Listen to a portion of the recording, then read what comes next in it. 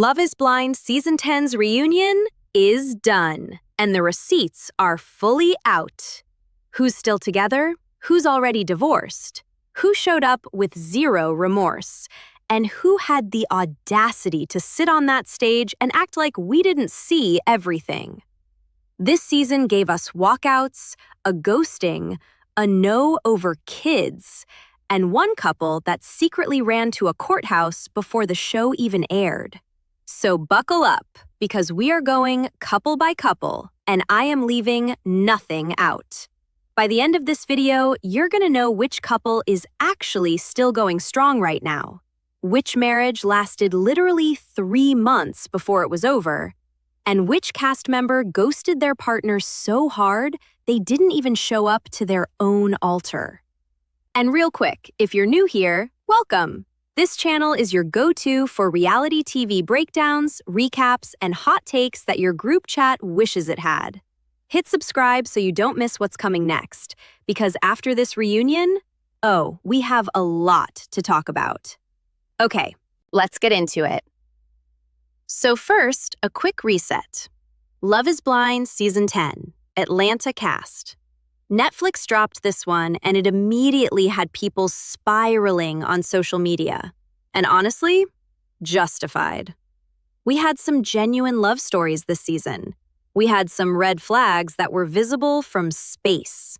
And we had some moments that made you pause the TV, look at the camera like you're on The Office, and just sit with it.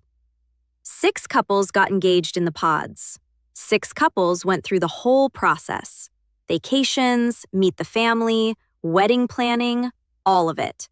And by the reunion, the scoreboard is rough. Like, not great. Let me run you through the full cast real quick so we're all on the same page. We've got Vic and Christine, Amber and Jordan, Mike and Emma, Ashley and Alex, Devonta and Brittany, and Bri and Connor. 6 couples, very different endings. And honestly, some of these endings I saw coming from episode 1. Others genuinely surprised me. So let's go one by one. But before we get into the receipts, I need you to stay with me, because the second couple on this list is the one that completely broke the internet.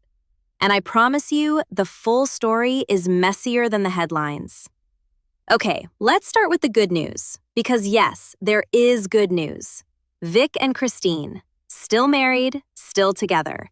And honestly, still one of the most solid couples this show has produced in recent memory. At the reunion, these two walked in with the energy of people who have genuinely figured it out. No drama, no shade thrown, just 2 people who went through this wild process and actually came out the other side. Now, were they the most dramatic storyline this season? No. But you know what? I'll take boring and happy over chaotic and divorced any day. These 2 are the ones you root for quietly, and they delivered. Okay, here we go.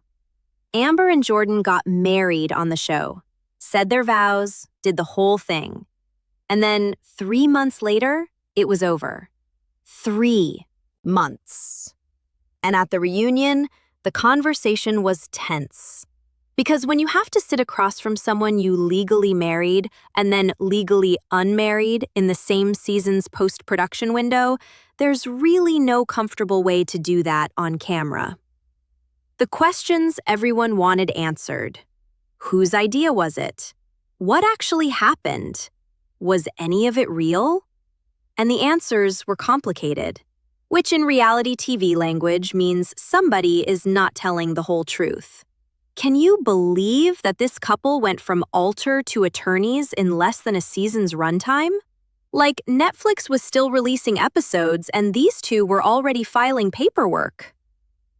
Mike said no at the altar, and his reason? Children.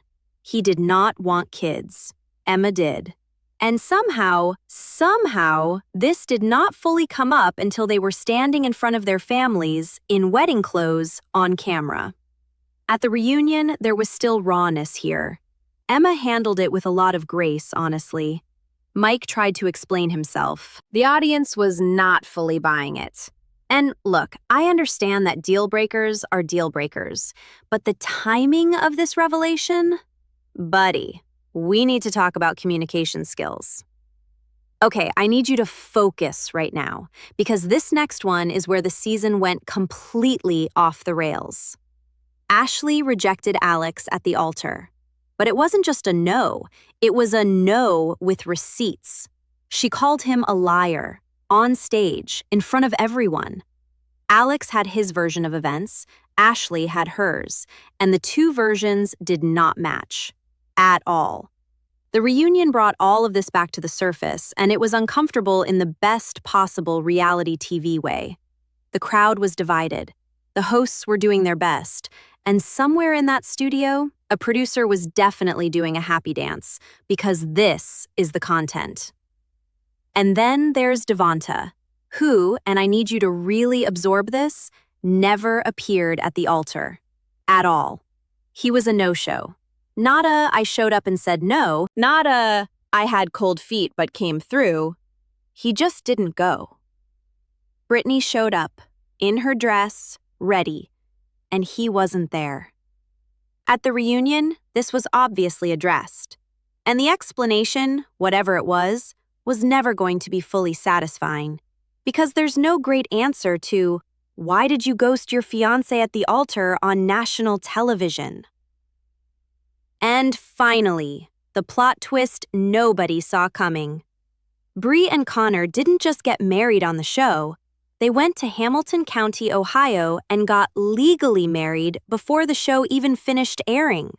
A courthouse wedding, on the quiet, while the rest of us were still watching episodes. At the reunion, they were glowing, like two people who have a secret and love having it. And honestly, that energy is everything.